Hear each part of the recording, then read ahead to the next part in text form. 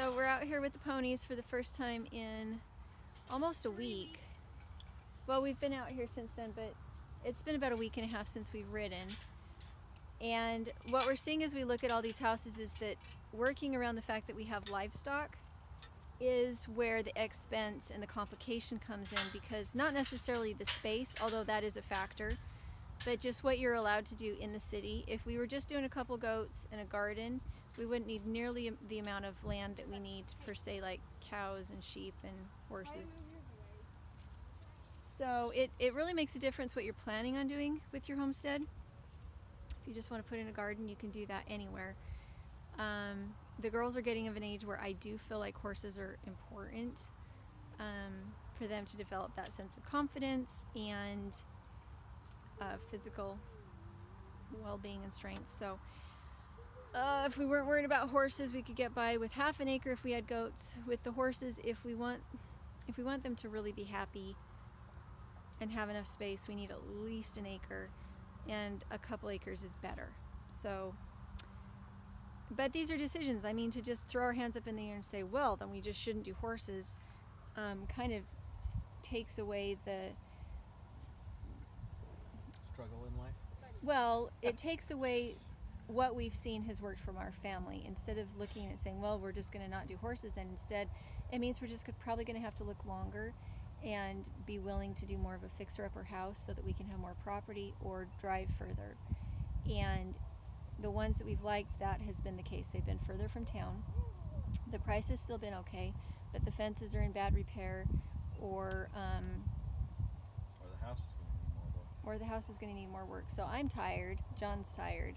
I don't know that the girls are necessarily tired, but I think it takes something out of you as a parent to look at it and say, can we afford it? Is this too far? Can we handle the maintenance that we would have to do? All those decisions. It's still soggy out there, soggy. Mr. Gunner is quite filthy. You're so dirty. Yeah, especially his legs. I was worried they were going to be stained brown as him.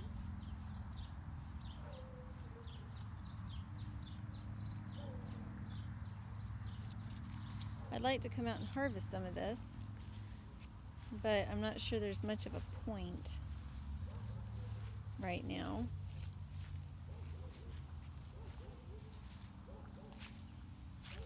It's really soggy.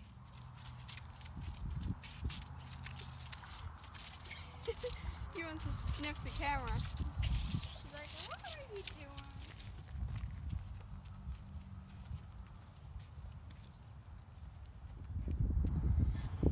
So I was hoping we'd have more time this morning because I wanted to come out and collect all this manure.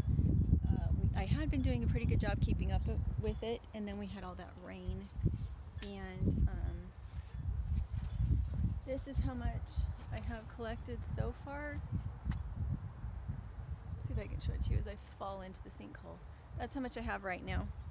And the reason it's not more, I haven't progressed further on it, is that if we were to find a house, or if I was to find a community garden that would let me come in and make a compost pile, then I would be much more likely to use that than this out here. But if we moved the horses to another place, all the work that I've done would be for nothing, and I'd have to do a lot of cleanup. At this point, because it's just a pile of manure, there wouldn't be any cleanup involved.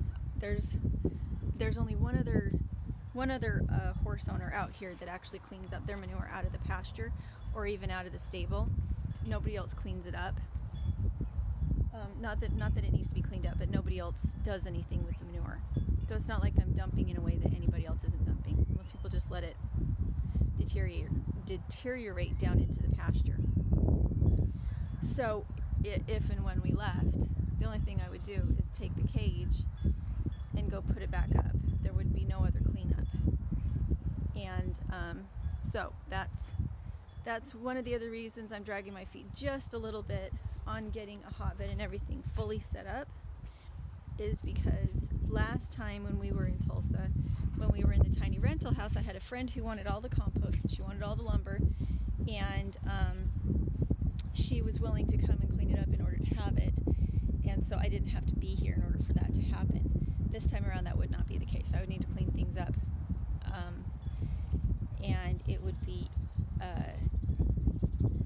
it would be very frustrating to take apart a hotbed, especially since all we have is the van to clean it up with. So far, our little homestead is very true to life. We have what we thought was inexpensive chickens that looked really healthy, and we ended up with battery chickens that are laying really well, but they look so very sad. I have heaps of mulch out here in the backyard, and I didn't want to get chickens because I didn't want them scratching up any mulch I put down, but it turns out the battery chickens don't know how to scratch. So I have these beautiful chickens out here that are learning how to scratch, so my mulch is staying in place, so that's a good thing. I have my hotbed and my greenhouse all in place, ready to go.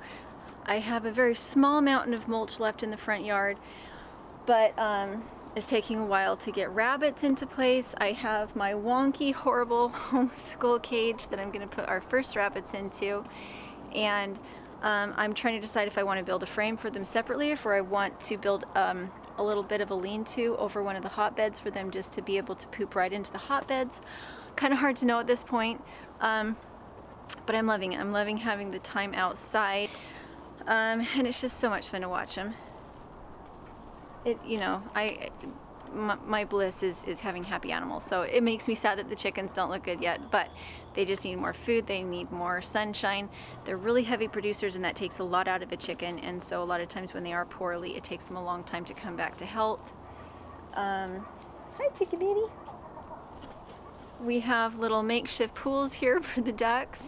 I have my compost pile I had to recreate because now that the hotbeds are full, I still need a place to put compost, so we're composting in the wire bin that I created, and we're getting closer to the time when the ducks are going to start laying, and because of that, and also because of how dirty ducks are inside their sleep and everywhere else, I really need to get a different coop built for the ducks themselves. So still lots of work to do, even though we don't have very many animals and we don't have very much space. There's always lots to do on a homestead, lots of fun stuff to do, and I'm really excited to get cracking on it, as Brad over at the Big Family Homestead would say. And yeah, it's been a lot of fun, so hopefully you're enjoying it too, and we'll talk to you later.